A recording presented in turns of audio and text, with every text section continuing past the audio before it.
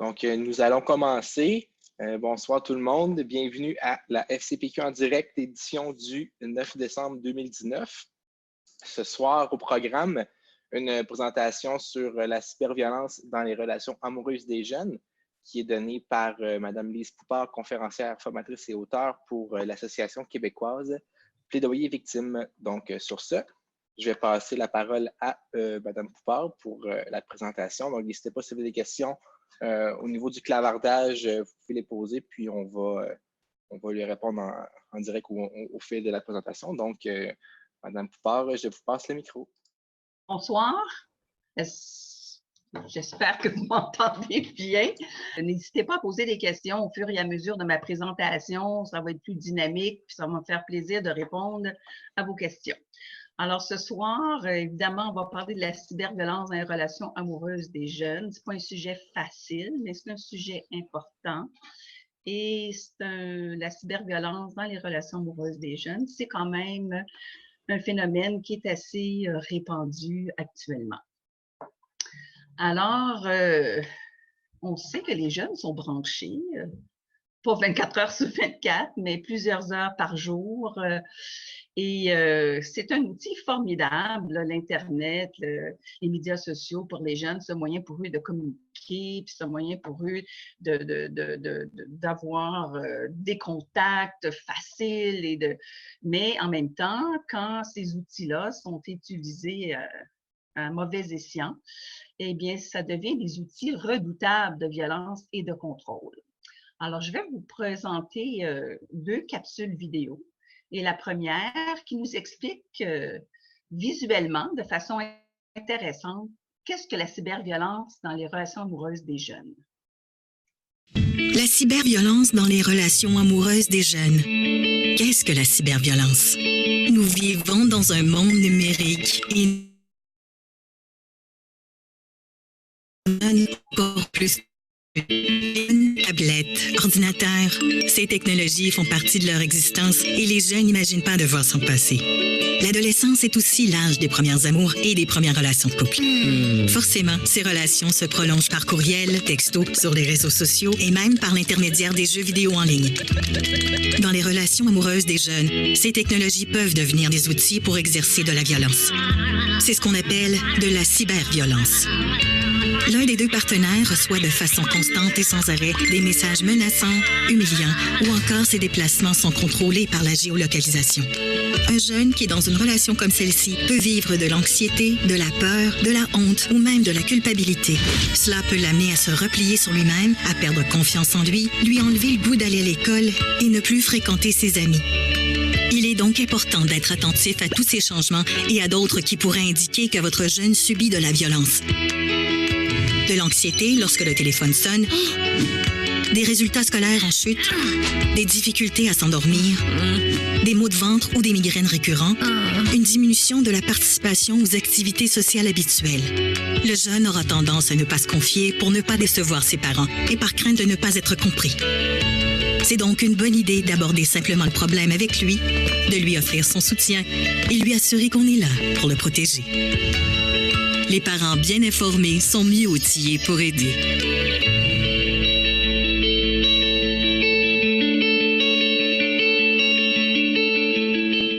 Alors, comme on a pu le constater dans la capsule vidéo, ce qui va différencier la violence d'un conflit, d'une chicane entre deux personnes, c'est vraiment la question de la récurrence. Et puis, on peut voir aussi que dans la violence, dans les relations amoureuses, il y a un élément de contrôle.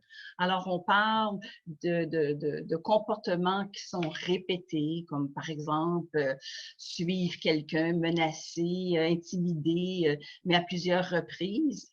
Et puis, on voit qu'il y a une notion de contrôle. Alors, la cyberviolence, c'est quand on utilise l'Internet et les médias sociaux pour violenter, contrôler, humilier, on appelle ça de la cyberviolence. Alors, on peut dire que nos jeunes, effectivement, vivent des relations amoureuses. On parle, pour les jeunes entre 14 et 18 ans, 75% des jeunes ont connu des relations amoureuses. 50% d'entre eux ont connu des relations sexuelles. Ça veut dire que nos jeunes, nos adolescentes et nos adolescents vont avoir des relations amoureuses, vont avoir aussi un pourcentage d'entre eux des relations sexuelles. Ça veut dire que le phénomène est quand même assez important. Excusez. Les relations amoureuses, de façon générale, lorsqu'elles sont positives, apportent beaucoup d'apprentissage intéressant. Alors, dans une relation amoureuse, les jeunes vont apprendre à gérer leurs émotions, à les partager, à se faire confiance à l'autre, à donner, à recevoir, à écouter, se faire écouter, à gérer des conflits et à rechercher des solutions viables. C'est réellement des apprentissages hyper importants à l'adolescence. Alors, dans les relations amoureuses permettent aux jeunes de mieux se connaître, de définir leur orientation sexuelle, d'identifier leurs forces, leurs limites. Les adolescents et les adolescentes sont confrontés à 1001 apprentissages et les relations amoureuses en font partie. Mais quand il y a de la cyberviolence dans une relation amoureuse, plusieurs de ces beaux apprentissages-là se voient un peu bafoués. Alors, on a des jeunes qui vont... aussi la cyberviolence, qu'il faut dire de la cyberviolence qui diffère de la violence dans les relations amoureuses, c'est l'aspect public. Alors, la cyberviolence a un côté qui est troublant pour les jeunes parce qu'on peut menacer, par exemple, de mettre sur Internet des secrets. Il faut comprendre que dans les relations amoureuses, les jeunes vivent beaucoup d'intensité, se confient, c'est souvent leur première relation amoureuse, c'est la découverte de l'intimité, c'est la découverte des relations sexuelles. Alors, ces relations-là prennent une importance capitale. Alors, quand on se sert de cette intimité-là pour menacer la personne, la menacer de mettre, par exemple, sur Internet des secrets, des choses qu'on a dit dans l'intimité, ça a un impact, c'est excessivement troublant pour les adolescentes et les adolescents. La recherche actuelle nous dit qu'à peu près 35%, et ça, d'après moi, c'est assez conservateur, 35% des jeunes en couple vivent de la cyberviolence dans leur relation amoureuse. C'est quand même énorme. Un autre phénomène, écoutez, je vais le laisser comme ça, là, qui est très courant aujourd'hui quand on parle de cyberviolence, c'est le sextage. Alors aujourd'hui, il y a comme une mode répandue chez les jeunes d'envoyer des photos. Par exemple, le jeune qui a une photo de lui-même, nu, à moitié nu, ou performant des actes sexuels. Alors, les statistiques sont assez troublantes à cet effet-là. Autant les garçons et les filles s'adonnent au sextage, mais c'est plus répandu encore chez les filles et la littérature nous dit qu'une fille sur 5 au Québec va envoyer des sextos, soit un amoureux ou un prétendant. Alors, c'est une pratique qui est très courante actuellement chez les jeunes. Le problème, c'est que dans un contexte où la relation est violente, ça devient une arme redoutable. Ici, il y a la littérature nous dit aussi qu'un jeune sur 4 qui envoie des sextos le fait aussi sous la contrainte, soit en fait la contrainte, la pression des copains, des copines ou de l'amoureux ou de l'amoureuse. Je vous ai mis des petites statistiques ici parce que je trouvais ça intéressant. Si la majorité des jeunes envoient des sextos à un amoureux ou une amoureuse ou quelqu'un qu'ils aimeraient avoir dans leur vie, il y a quand même 31% des jeunes qui ont transmis des sextos à des personnes qui ont connu en ligne seulement, mais il y a aussi 20% qui ont expédié des personnes carrément inconnues. Alors, les jeunes peuvent prendre des comportements quand même, emprunter des comportements qui sont quand même assez à risque. Alors, le problème avec les sextos, moi, je disais tout à l'heure que la cyberviolence, c'est un phénomène qui peut être public. Alors, imaginez-vous, on parle ici de sextorsion, de pornographie de vengeance, combien ça devient une arme redoutable si dans un contexte d'une relation amoureuse, un jeune envoie, par exemple, une jeune fille envoie une photo d'elle à son amoureux et la relation devient de plus en plus négative. Disons que la jeune fille veut quitter la relation. Imaginez-vous si les photos, on menace, à ce moment-là, on peut menacer de mettre les photos sur Internet, et ça peut devenir un phénomène qui est viral, alors qu'il peut être vu par des... Alors, une fois que c'est sur Internet, dans les médias sociaux, on peut comprendre que les photos peuvent être visionnées plusieurs fois. Moi, j'ai une jeune fille de 15 ans qui avait envoyé des photos à son copain, comme ça.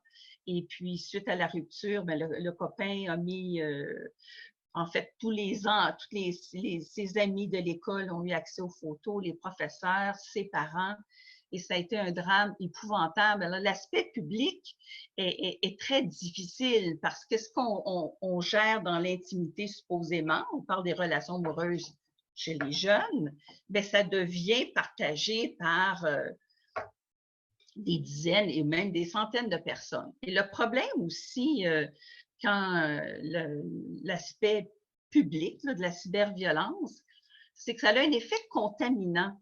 Alors, si moi, par exemple, à l'école, les jeunes ont vu mes photos de moi, je sais pas, moi, en train de performer un acte sexuel, et ce qu'on voit, ce qui se passe, par exemple, dans une école, c'est qu'il y a comme une multiplication là,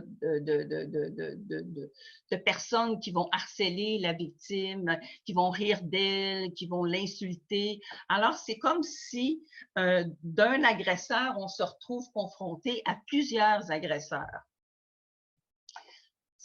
On peut comprendre combien ça peut être difficile à ce moment-là pour un jeune et combien ça peut être humiliant.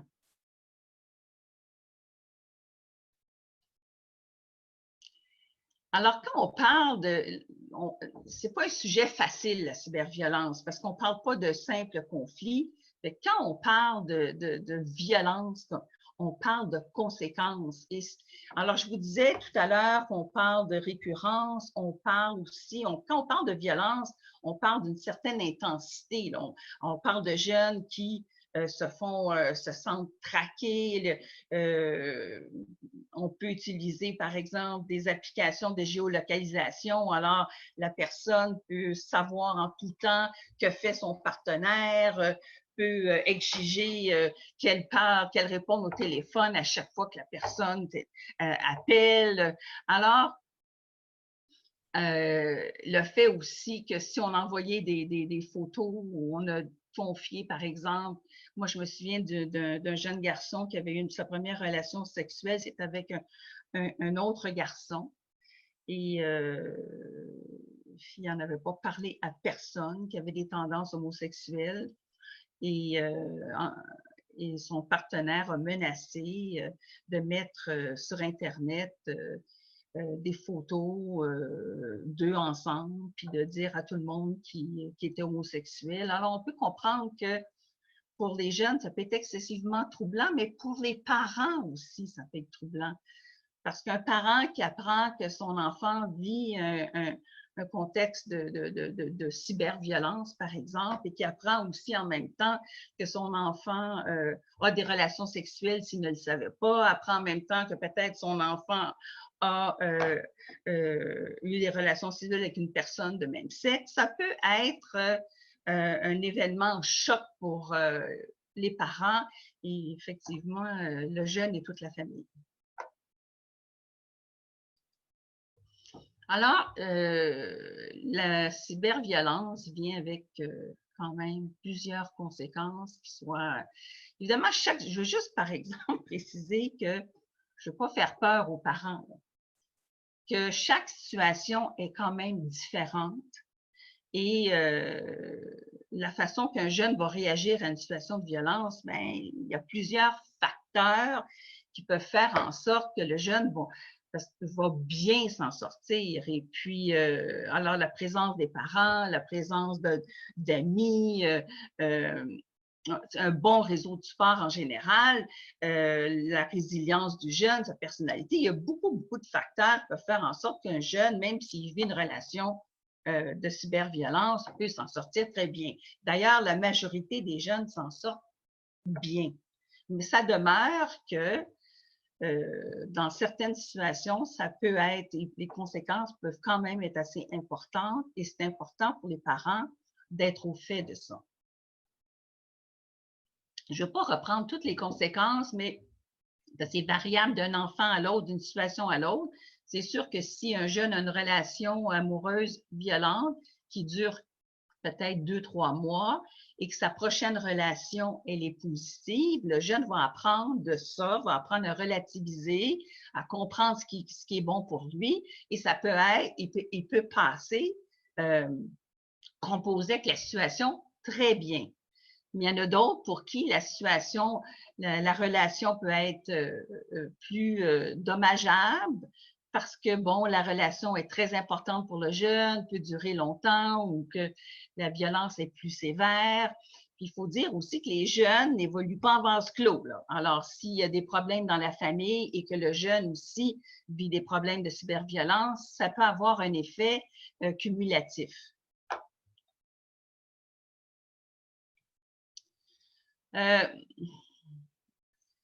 Alors, les conséquences aussi, les jeunes, concrètement, les conséquences sociales, c'est les conséquences que les parents ont peut-être plus de facilité à identifier.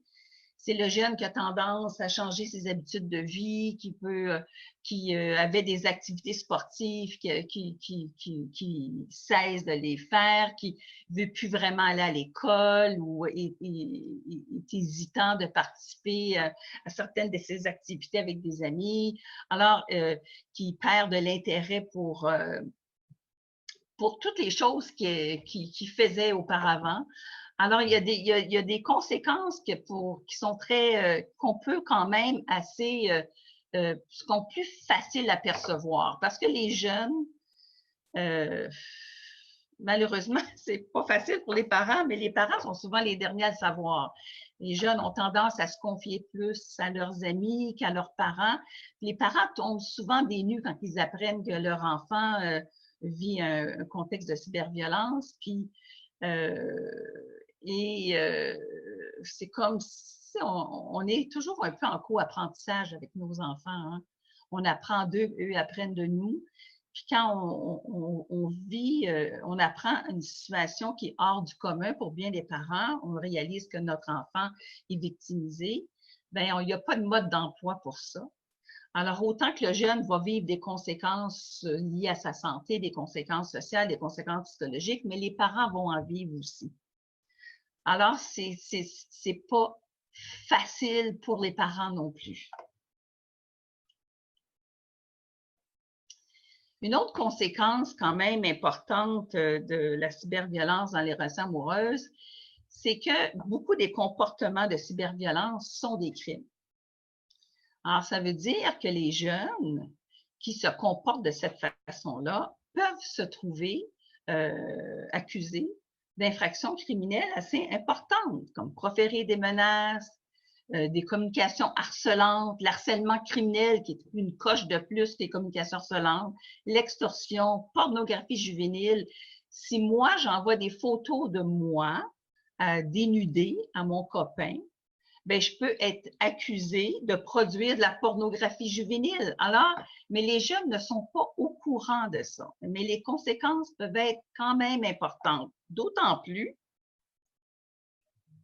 que on sait aujourd'hui que les jeunes ont tendance à répondre à la violence par de la violence. Ça veut dire qu'on se retrouve avec des jeunes qui sont victimes et à la fois agresseurs. On parle d'un jeune sur deux à peu près, là, qui ont tendance à réagir, qui vont réagir à de la cyberviolence par des comportements de cyberviolence. Ça veut dire que des victimes pourraient se retrouver aussi à avoir des comportements susceptibles d'entraîner des accusations criminelles. Alors, c'est important pour les parents de savoir ça. Puis comme je disais tantôt aussi, la cyberviolence, elle touche toute la famille. Ça peut avoir un impact sur tout le monde, les frères, les sœurs. On est dans un contexte de crise. Et puis, ce qu'on voit dans la pratique, c'est pas facile pour les parents de réagir à ce genre de situation-là. C'est bien entendu. Comme je disais tout à l'heure, on n'a pas de mode d'emploi. Mais ça ne veut pas dire que le père ou la mère ou les proches vont tous réagir de la même façon. Et des fois, bien, ça fait des conflits à l'intérieur du noyau familial. Alors, le père pourrait réagir d'une telle façon, ou la mère d'une telle façon, ou un parent d'une telle façon, l'autre parent d'une autre façon. Et ça crée, c'est comme une cumulation de crises qui se superposent et que ça devient encore plus difficile pour le jeune de gérer la situation par rapport à sa propre victimisation. Alors, il y a des parents qui peuvent je pense que c'est normal de pas être capable nécessairement de composer toujours parfaitement une situation, surtout comme une situation comme celle-là où on vit, on apprend que notre enfant est victimisé. Là, il n'y a vraiment pas de façon facile de gérer ça. Alors, les parents peuvent réagir de mille et une façons et souvent ben, pas souvent, mais certains parents peuvent avoir des comportements quand même assez qui sont normaux, mais qui sont pas faciles pour l'enfant. Il y a des parents moi, je me souviens d'une mère qui a vu les photos de sa fille nue, puis que ses collègues de travail avaient vu les photos de sa fille, puis elle s'est sentie humiliée, puis elle avait honte, puis bon, c'est des réactions normales, mais vous comprendrez aussi que pour l'enfant qui voit sa mère avoir honte, c'est pas facile. Fait que c'est vraiment une situation où on est vraiment en co-apprentissage. Une chose qui est importante à savoir aussi, c'est que pour les enfants, les jeunes qui vivent, on sait que les relations amoureuses sont intenses. Puis, quand on vit une situation de cyberviolence, ben, c'est encore plus difficile pour un jeune souvent de quitter cette relation-là. Parce que quand on se sent diminué, on se sent traqué, on se sent contrôlé, ben c'est comme si ça affecte beaucoup l'estime de soi, l'image qu'on a de nos compétences. Puis quitter une relation dans un contexte comme ça, c'est encore plus difficile. Et si on a peur de l'autre personne, mais c'est encore plus difficile. Puis, ce qui est important de savoir pour les parents, même si ça peut être la meilleure solution, évidemment, de quitter un partenaire qui est violent, ça ne veut pas dire que la violence va cesser pour autant. Puis ça, je pense que c'est important que les parents sachent ça. C'est que dans certaines situations, les comportements de violence vont s'amplifier. Et puis, la personne qui est violentée peut avoir beaucoup de difficultés à quitter et elle va peut-être même hésiter, vouloir reprendre la relation. C'est pas parce qu'on quitte une relation violente que la violence va cesser pour autant. Ça peut paraître, je sais que c'est pas facile de parler de ça parce que c'est lourd pour les parents, puis mais c'est quand même des réalités. Comme je disais, la majorité des jeunes vont passer à travers ça très bien. Les jeunes, quoi qu'ils disent, les adolescents et les adolescentes, ils ont besoin du support de leurs parents, ils ont besoin de votre support.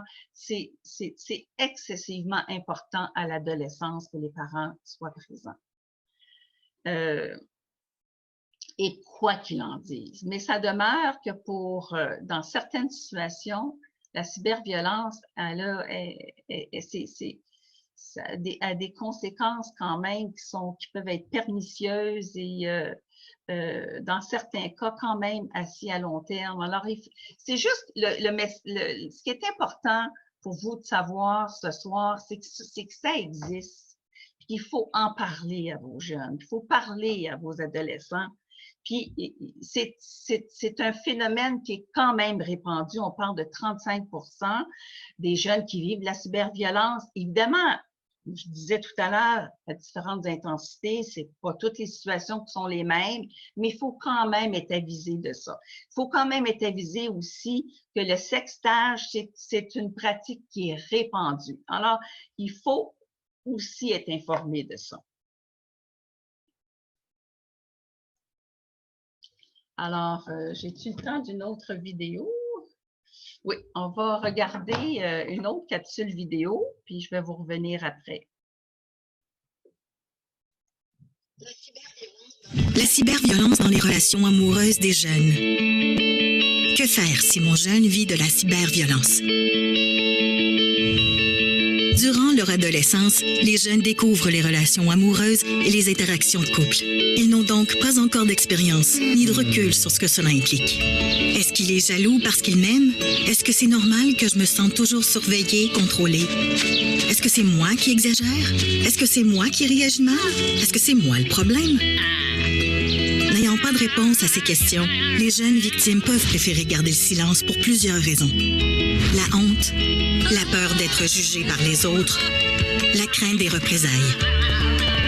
Si votre enfant s'est confié à vous, c'est déjà un pas dans la bonne direction. Quand on est parent et qu'on découvre que son jeune est victime de cyberviolence, c'est troublant. Mais il faut savoir prendre du recul pour lui venir en aide. Votre enfant a besoin de se sentir respecté et pour ne pas augmenter son malaise, il n'est pas nécessaire de regarder les photos ou le contenu des messages pour le soutenir.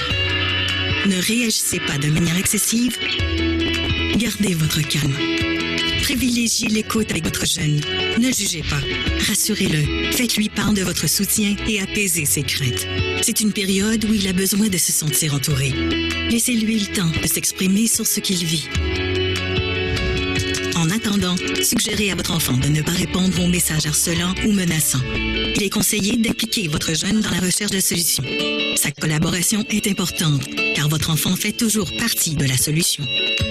Pour traverser ce moment difficile, vous pouvez demander de l'aide pour vous et votre jeune. Personne n'est préparé à vivre ce genre d'épreuve et des services sont là pour vous épauler. Les parents bien informés sont mieux outillés pour aider.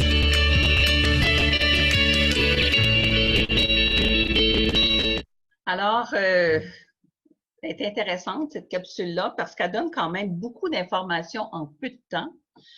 Et puis, ce que j'aimerais faire le lien avec la capsule, c'est pour les parents, il y a des petits pièges à éviter si on veut, parce que même si c'est pas facile, on dit dans la capsule, c'est bien de prendre un peu de recul, puis d'essayer de pondérer un peu nos réactions en tant que parents. Alors, il y a quand même des pièges à éviter. Le premier, ce serait de banaliser la situation. C'est sûr que c'est pas facile, puis il y a des parents, puis on peut comprendre, ils vont dire, ben écoute, c'est des jeunes, ils ont 15 ans, ça ne peut pas être si grave que ça. Mais on parle de violence, on parle de cyberviolence, puis ça peut avoir des effets quand même assez importants. Et c'est important, il faut être informé parce que c'est pas un jeu d'enfant, la cyberviolence, malheureusement. Alors, il y a des parents aussi qui peuvent avoir tendance, contrairement à ce que je viens de dire, à amplifier la situation. Alors, ils vont vraiment... Et ça, c'est difficile pour un jeune parce qu'il faut comprendre que l'adolescent ou l'adolescente doit composer avec sa propre victimisation, avec sa honte, avec le fait de vivre quelque chose qui peut être humiliant pour lui. Alors, s'il doit composer avec un parent qui amplifie la situation encore plus, qui veut, qui lui met une surcharge émotionnelle sur l'épaule du jeune, il faut essayer, dans la mesure du possible, d'avoir une réponse pondérée. Croire que la violence ne touche que les filles. Mais là, j'en ai parlé tout à l'heure, la violence touche les garçons et les filles. il y a une différence quand même, c'est que les filles ont tendance à vivre une cyberviolence qui est plus sévère et une cyberviolence qui est plus à connotation sexuelle. Alors, les sextos à connotation sexuelle, de subir beaucoup de pression de la part du partenaire pour performer des actes sexuels en ligne, les filles vivent ça beaucoup plus que les garçons. Mais ça demeure que les garçons sont aussi victimes de cyberviolence. Bon, on le dit dans la capsule, vouloir tout savoir, tout voir. Là, écoutez, là, c'est super important. C'est pas facile, puis c'est humain de vouloir tout comprendre, tout savoir parce qu'on est nerveux, mais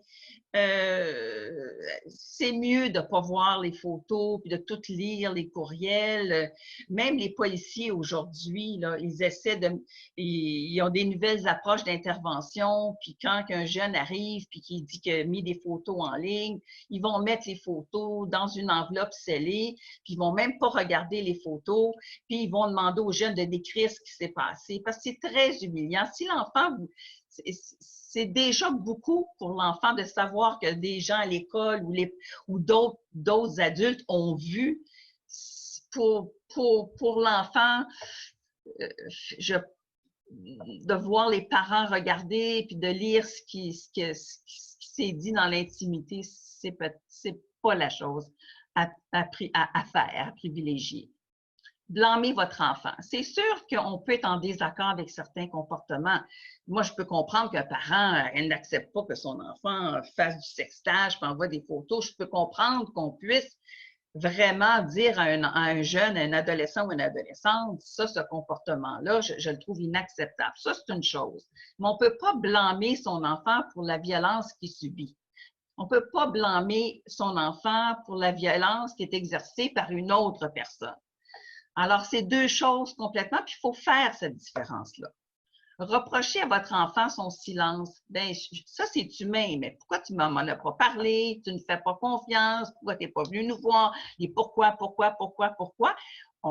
Je sais que c'est bien normal pour un parent de réagir comme ça, mais si l'adolescent, de façon générale, l'adolescent et l'adolescente ne se confieront pas à leurs parents, parce que, surtout dans un contexte de cyberviolence où il y a eu aussi un échange de photos, ils ont honte, ils sont humiliés, ils ont peur de perdre l'affection des parents, ils ont peur d'être jugés, ils ont peur que ça soit pire aussi s'ils en parlent. Alors, il ne faut pas reprocher. Le silence, c'est quelque chose de très courant chez les jeunes de ne pas se confier à leurs parents quand ils vivent des situations difficiles comme ça. Il y a des parents, il y a des jeunes qui vont se confier à leurs parents, bien sûr, mais de façon générale, les jeunes ont tendance à se confier à d'autres jeunes. Négligez le fait que votre enfant peut riposter. Bien là, je l'ai dit tout à l'heure, un enfant sur deux va réagir à une situation de cyberviolence par une autre situation de cyberviolence. Alors ça, il faut le savoir. Puis imposer vos solutions. Je pense qu'on le dit très bien là, dans la capsule, parce qu'un jeune qui vit de la cyberviolence peut vivre un profond sentiment d'impuissance, hein, parce que c'est un geste de contrôle. Hein, il est traqué, on veut savoir ce que le partenaire fait, on peut le texter à 2 heures du matin, le matin à 6 heures, puis bon. Alors, c'est déjà que les jeunes vont se sentir impuissants. Alors, si le parent impose trop ses solutions, c'est comme une superposition de sentiments d'impuissance qui s'installe. Il faut que le jeune participe à la recherche de solutions. En fait, c'est une façon pour lui de reprendre du pouvoir sur sa vie. C'est une façon aussi pour lui de composer avec sa victimisation, puis le fait de trouver des solutions qui sont bonnes pour lui avec l'aide des parents et des proches, ben, je trouve que c'est comme quand tu agis sur ta propre situation, c'est plus facile de s'en sortir. Là, j'ai parlé beaucoup. Est-ce qu'il y a des questions? Parce que là, le temps file. Je vais peut-être finir là-dessus, puis je veux juste, même si c'est un sujet difficile, la majorité des jeunes vont bien s'en sortir, mais ils ont besoin quand même d'un encadrement et de l'amour des parents. Et ça, si c'est un message que je veux vous laisser ce soir, c'est l'importance que vous avez en tant que parent dans la vie de vos jeunes.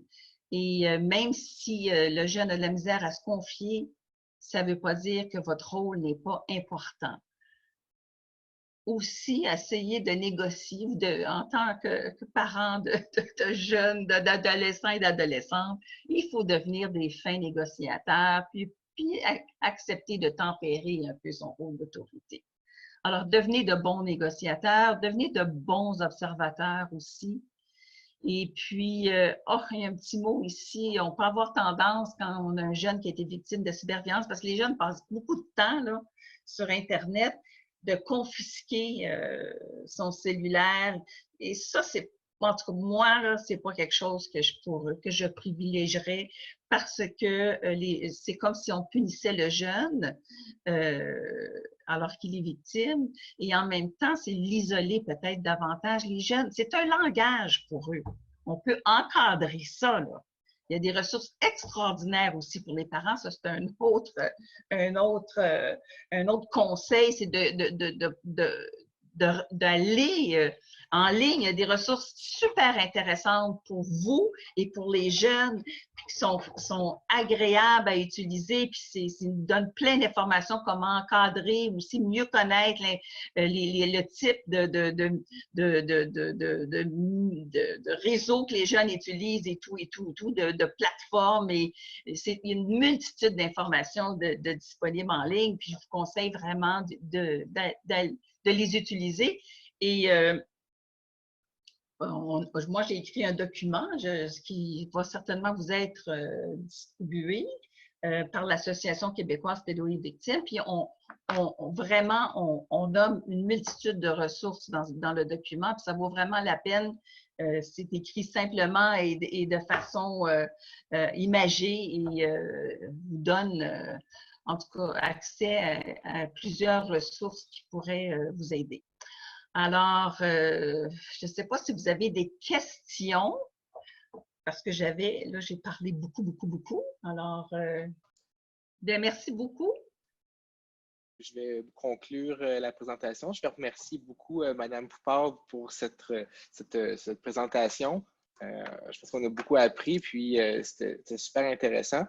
Donc, nous, de notre côté, c'était la dernière FCPQ en direct avant le temps des fêtes. Donc, je vous souhaite un joyeux temps des fêtes et on se revoit le 13 janvier.